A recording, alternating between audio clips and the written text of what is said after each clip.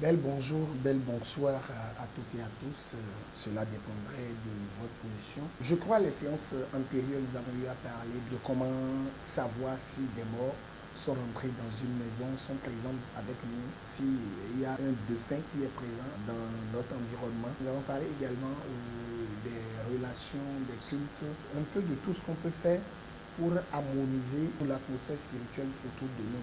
Parce que j'avais eu à expliquer ici que lorsque vous êtes en désaccord avec les esprits de votre environnement, il est impossible pour vous d'être inspiré de bonnes énergies, c'est-à-dire d'avoir de très bons projets et d'avoir la capacité de conduire ces projets sans bouleversement, sans moment de turbulence. Je crois l'avoir expliqué. Alors, nous avons eu à expliquer les séances antérieures, comment nous pouvons dominer par exemple un procès si nous sommes convoqués illégalement et que les témoins, les juges, des frères, ceux qui ne sont pas dans les mêmes logiques avec nous, ont tendance à nous défier.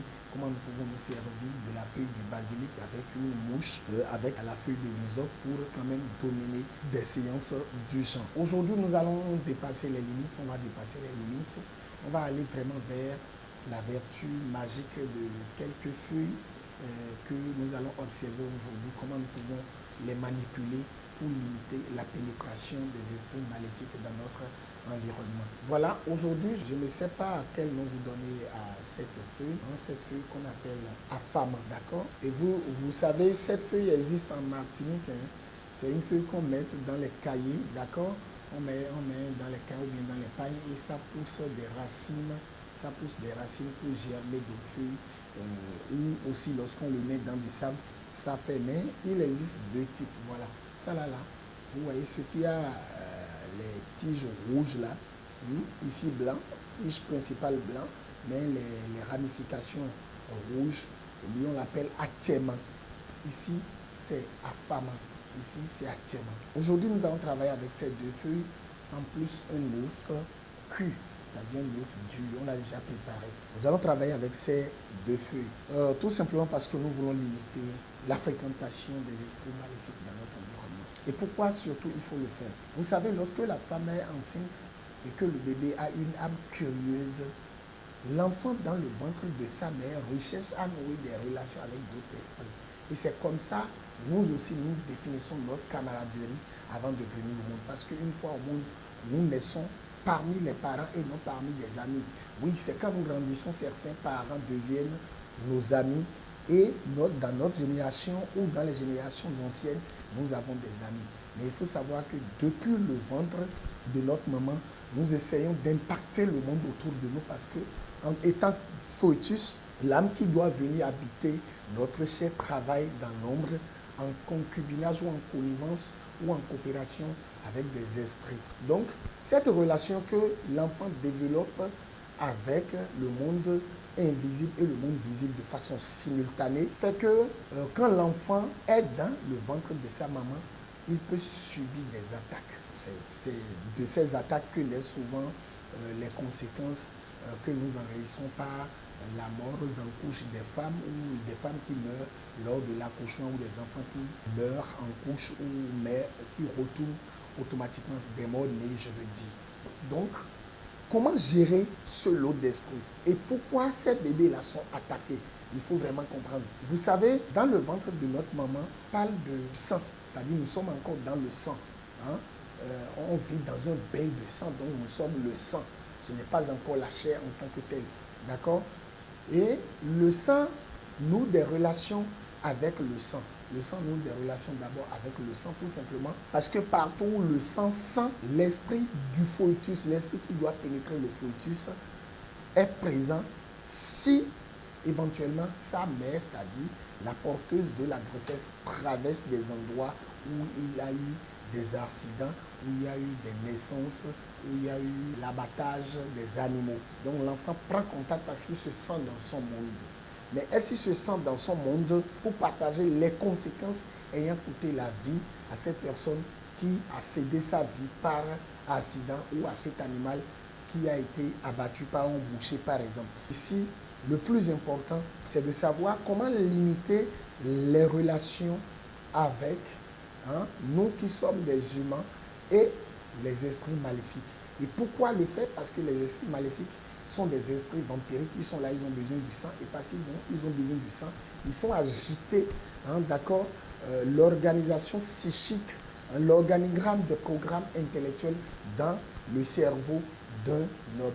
Et on peut définir par exemple les esprits maléfiques comme des batteries, des vers qui s'attaquent au bien-être intellectuel, psychique et scientifique, ou si vous voulez rationnel des humains. Alors, nos ancêtres ont étudié, ils ont compris qu'il y a des feuilles qui peuvent nous aider à limiter la fréquence de ces mauvaises vibrations autour de nous. Et aujourd'hui, nous allons partager avec vous, chers frères d'Afrique et de la diaspora historique, nous allons partager avec vous ces connaissances pour votre bien-être, mais également pour le bien-être de notre société. Tout de suite, nous allons monter sur cette feuille, à Thiem. Regardez ces extrémités. Hein, c'est dentelé. C'est épais, non seulement c'est épais, mais c'est dentelé. Ça se trouve dans les Caraïbes. Il y a son second qui existe aussi. Lui aussi, là, les extrémités dentelées, mais à son niveau, ce n'est pas rentré trop dedans. L'alternative n'est pas régulier et n'est pas trop profonde. C'est-à-dire les feuilles n'ont pas été rongées. Vous voyez, par exemple, quand on fait la comparaison, vous voyez. Mais vous avez besoin simultanément de ces deux feuilles. Alors, donc, la feuille à fama, on l'appelle Kalanchoe pinnata. J'appelle K-A-L-A-N-C-H-O-E, maintenant P-I-2-N-A-T-A. Ces deux catégories de feuilles, vous avez besoin d'un œuf que vous allez faire cuire dans l'eau contenant la feuille de l'hysope. Donc ceci, vous voyez, l'œuf que vous allez préparer avec la feuille de l'hysope dans une marmite. Alors ça vous permet de purifier d'abord l'œuf, d'accord, et de lui donner un caractère sacré. Alors regardez bien les deux feuilles. Je vais prendre chaque espèce, d'accord? Je prends ça là, un, et ça là aussi, je prends un, d'accord? Vous voyez les deux, d'accord? Hein? Comme on peut le dire, la face ventrale, la face dorsale, d'accord? Tout de suite, nous allons les jumeler. On va créer un mariage entre les deux feuilles. Quand je les tiens comme ça, automatiquement, vous allez sentir. Il faut vous concentrer, vous allez remarquer que ici, quelque chose pénètre votre corps et aussi comme ça, quelque chose pénètre votre corps. Alors que quand vous tenez ça là, la vibration n'est pas la même. On sent, mais ce n'est pas la même. Maintenant, vous faites ceci, regardez. Hein? Tête pour tête. Vous allez ramener la tête, les deux têtes qui vont atteindre le même niveau. D'accord? Vous voyez? Donc, vous avez besoin d'un fil, un long fil, qui peut couvrir l'entrée, c'est-à-dire les deux extrémités de votre porte. Si vous voulez rentrer dans la chambre, ça peut être deux chambres salon.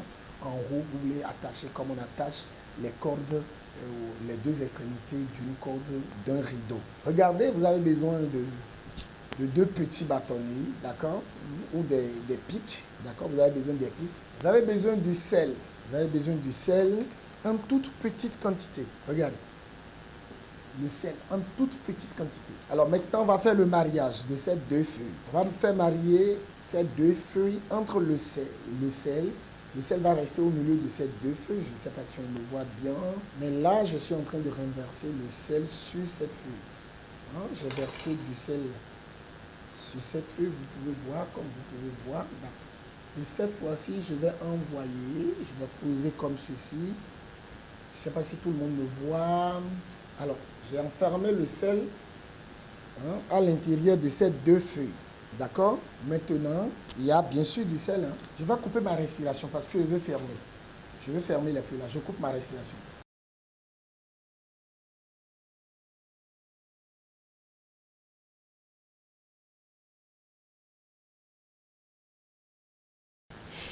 Maintenant, je coupe encore d'autres bâtonnets. Je reprends le même exercice. D'accord? J'essaie de percer les deux feuilles comme ceci. Comme ceci, vous voyez. Attends, vous allez remarquer tout à l'heure. Et puis, je reprends dans le sens de la largeur. Donc, du coup, regardez. Donc, regardez. Regardez comment je l'ai fermé. Vous pouvez imaginer. Vous imaginez. Vous voyez. D'accord? Et ça reste une quatrième partie que je vais fermer. Voilà, j'ai fermé. Alors, vous voyez. Donc, tous, nous sommes convaincus qu'à l'intérieur, il y a du sel. Maintenant, je vais poursuivre avec l'exercice. Regardez ce que je vais faire. Je vais faire passer une corde en haut du feu. Regardez ma position. je mets, hein, vous voyez, j'ai mis un bâton là, je pèse. Et je continue, je fais passer. Et puis c'est ce que ça donne. Est-ce que vous voyez? Vous voyez ce que j'ai fabriqué? D'accord? Vous voyez? Alors, quand le mariage est bien fait, vous allez fisser ceci et vous devez faire comme ceci. Vous allez faire au moins 9, 7 ou 9. Si c'est dans une maison où l'effectif des femmes, des filles, hein, dépasse celui des hommes, il faut faire 7 autour d'une même corde. D'accord? Mais quand c'est les hommes qui dominent, il faut mettre 9. Et vous allez fisser. D'accord? Vous allez fisser à l'entrée, hein, de votre ménage, de votre chambre ou de votre salon. Alors, quand c'est fissé maintenant, vous allez prendre un pot ou une boîte, d'accord? Vous allez mettre du sabre dedans.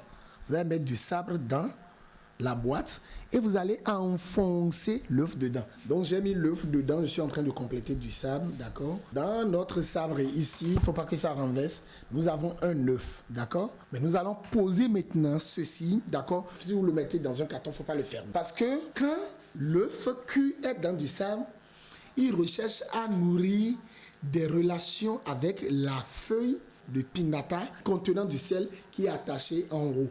Et ça sert une barrière contre les esprits maléfiques, les esprits vampiriques.